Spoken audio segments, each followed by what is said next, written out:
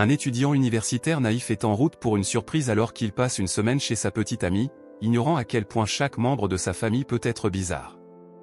Un agent de bord annonce que l'avion commence sa descente finale vers l'aéroport de Québec. Assis à l'arrière de l'avion, un jeune étudiant nommé Michael écrit ses pensées dans son journal alors qu'il revit ses souvenirs de sa petite amie à la plage. Il dit qu'il aimait beaucoup de filles avant, mais qu'il est finalement tombé amoureux de Gabi. Malheureusement, elle a quitté brusquement l'université en milieu de semestre pour s'occuper de sa grand-mère malade, mais elle ne lui a même pas dit au revoir, donc il ne savait pas où en était leur relation. Juste au moment où le jeune homme perdait espoir de la revoir, elle l'invitait soudainement chez elle pour Noël, pensant réparer leur relation et enfin rencontrer sa famille. Michael attend avec impatience la semaine à venir.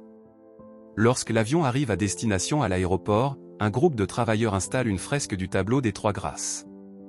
Michael marche et s'arrête devant le mur, déposant ses sacs, attendant patiemment que l'hôte des vacances vienne le chercher.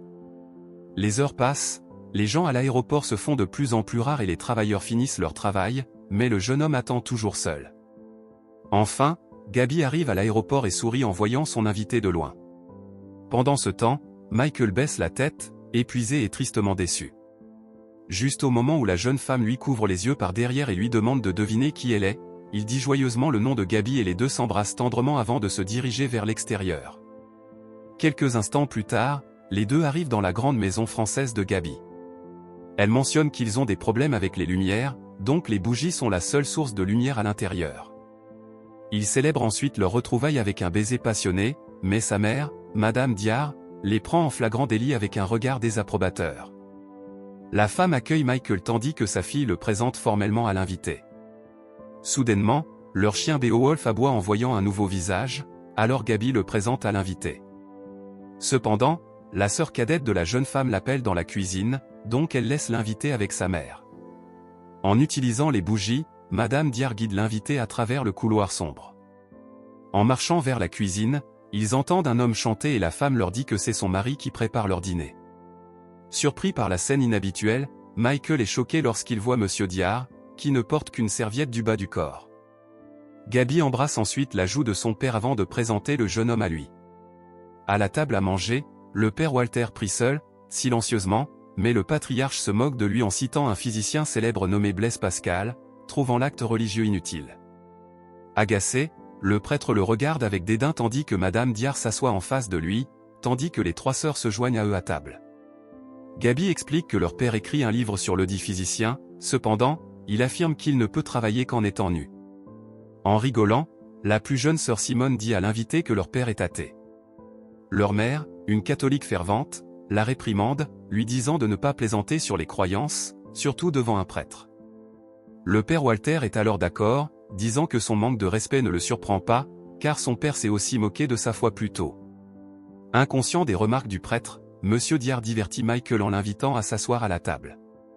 Ne sachant pas où s'asseoir, l'invité s'assoit maladroitement à côté du père Walter, ce qui met mal à l'aise le prêtre.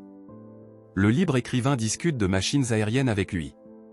Heureusement, les lumières se rallument et tout le monde à table sourit et se réjouit de la fin de l'obscurité après la réparation de l'électricité.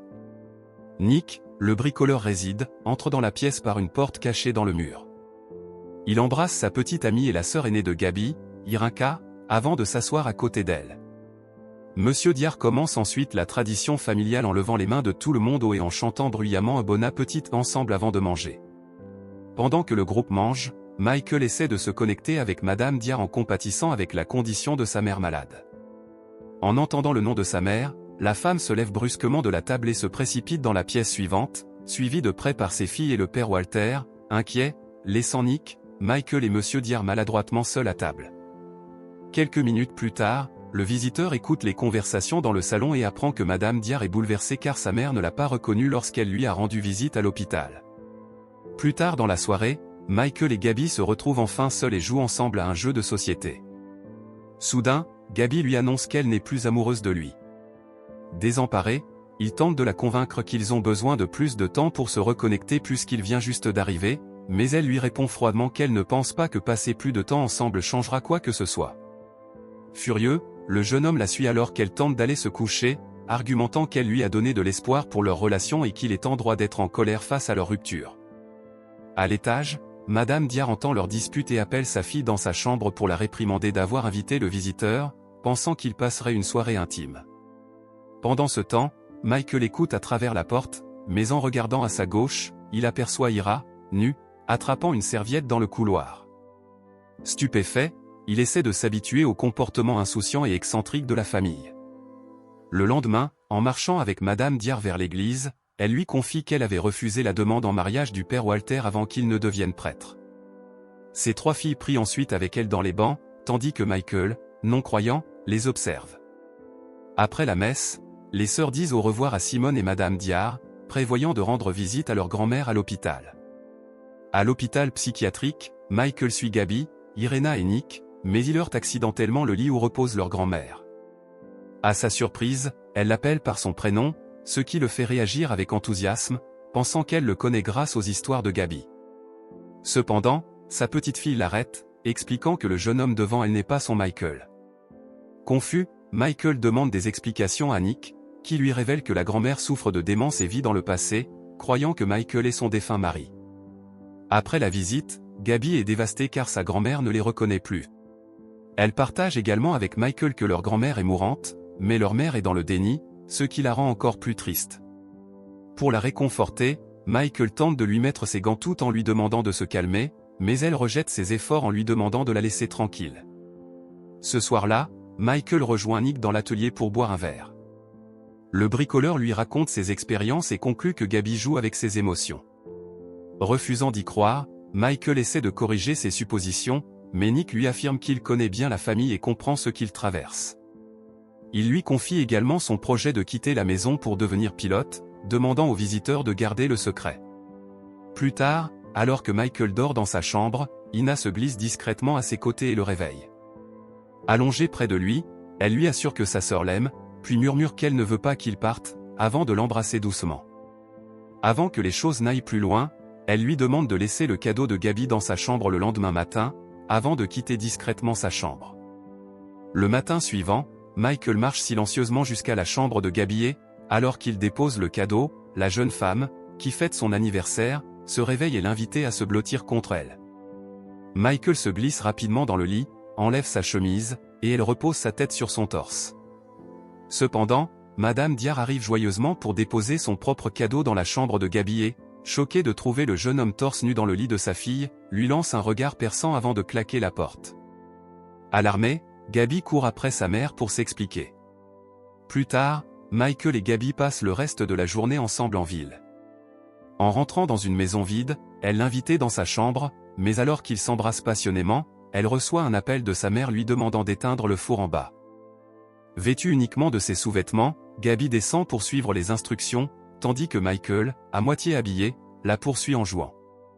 Mais lorsqu'elle atteint la cuisine, elle découvre avec surprise une fête d'anniversaire organisée par sa famille et des invités, y compris des prêtres et des religieuses.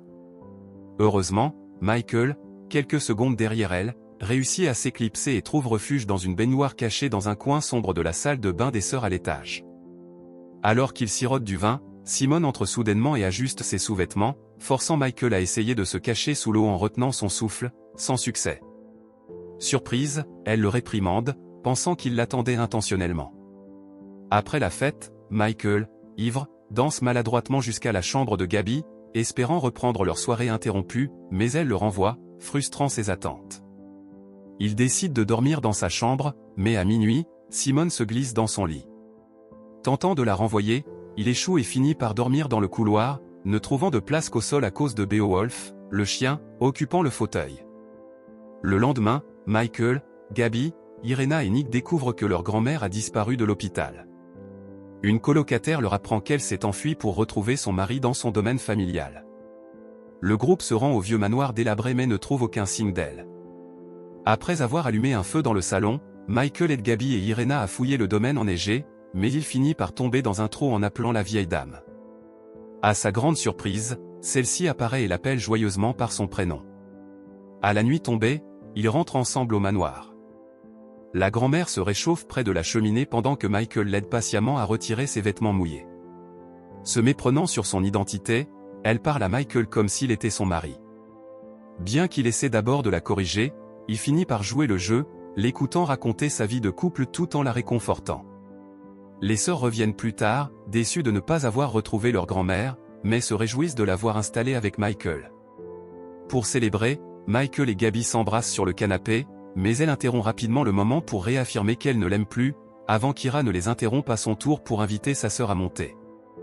Dépité, Michael se cogne la tête en tombant du canapé avant d'aller se coucher.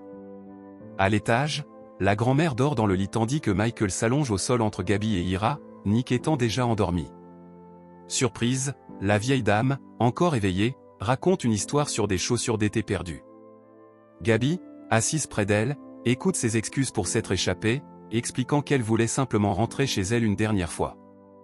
Plus tard dans la nuit, alors que Michael se réchauffe près du feu, Ira le rejoint pour l'embrasser, avant de le laisser à nouveau frustré.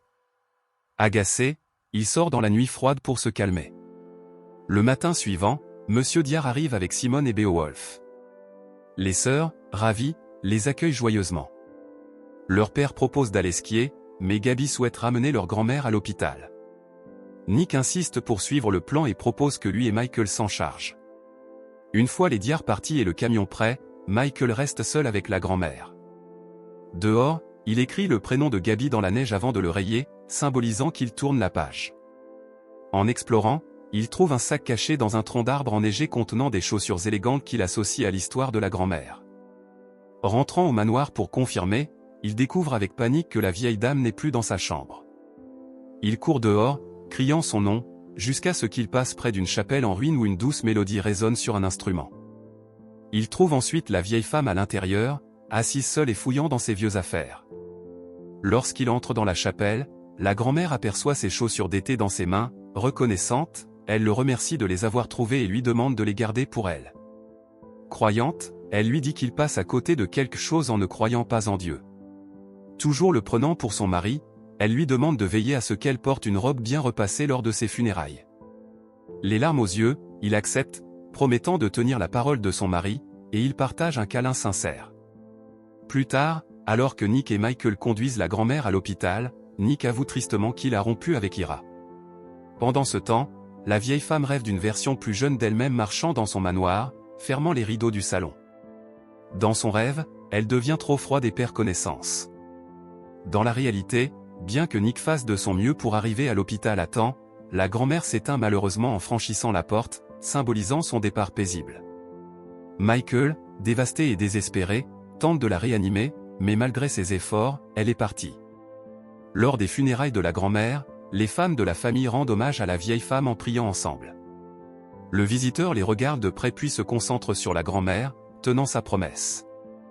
Il vérifie sa robe, s'assurant qu'elle n'est pas froissée, alors qu'elle repose paisiblement dans son cercueil.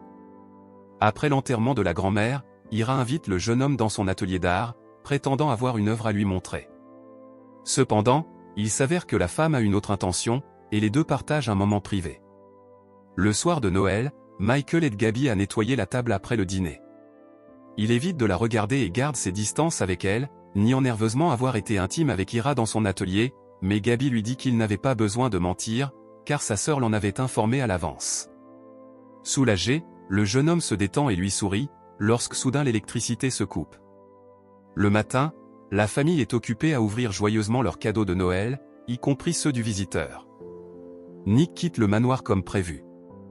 Ensuite, le jeune homme se dépêche de sortir, alors que la famille déballe le portrait offert par le père Walter à Madame Diar. Alors que ses vacances touchent à leur fin, il rend visite à la grand-mère seule, apportant un bouquet. À sa grande surprise, il trouve une belle femme blonde debout près de la tombe. D'abord, il nie connaître la grand-mère, mais la étrangère décide de s'éloigner. Avant qu'elle ne s'éloigne davantage, Michael admet qu'il connaissait la grand-mère et qu'il l'aimait à sa manière. La femme blonde l'embrasse alors de façon inattendue avant de s'éloigner. Cette nuit-là, Michael descend pour boire un verre d'eau, seulement pour trouver un monsieur Diar nu à sa table de travail. Il l'invitait à s'asseoir et lui dit qu'il ressent toujours la présence de la grand-mère, pointant le cadre. Il avoue que le portrait de la jeune grand-mère offert par le père Walter à sa femme amplifie la sensation surnaturelle. Le jeune homme reconnaît alors choqué que l'image est celle de l'inconnu qu'il a embrassé au cimetière. Bien qu'il réalise que ce qui s'est passé était un événement surnaturel, il est reconnaissant d'avoir appris à aimer véritablement la grand-mère. Il a trouvé une forme d'amour véritable, après avoir poursuivi le mauvais type d'amour toute la semaine auprès des sœurs. Le lendemain, Gabi, Ira et Simone accompagnent Michael à l'aéroport pour son vol retour. Chaque sœur l'embrasse et lui dit au revoir, son ex-petite amie lui disant qu'elle ne retourne pas à l'université. En repensant à son voyage, il conclut que son meilleur souvenir est celui où la grand-mère parlait de Dieu dans la chapelle en ruine. Ce souvenir lui donne une base de foi qu'il pourra cultiver à l'avenir. À la fin, Michael serre dans ses mains les chaussures d'été de la grand-mère, sachant qu'elle sera toujours avec lui, où que son voyage le mène. En se séparant des sœurs, la peinture des trois grâces sur le mur de l'aéroport reflète les trois femmes. La fresque sert de rappel de ces tentatives amoureuses échouées, symbolisant la nature insaisissable de l'amour idéalisé, tout comme les luttes qu'il a traversées au cours de son voyage.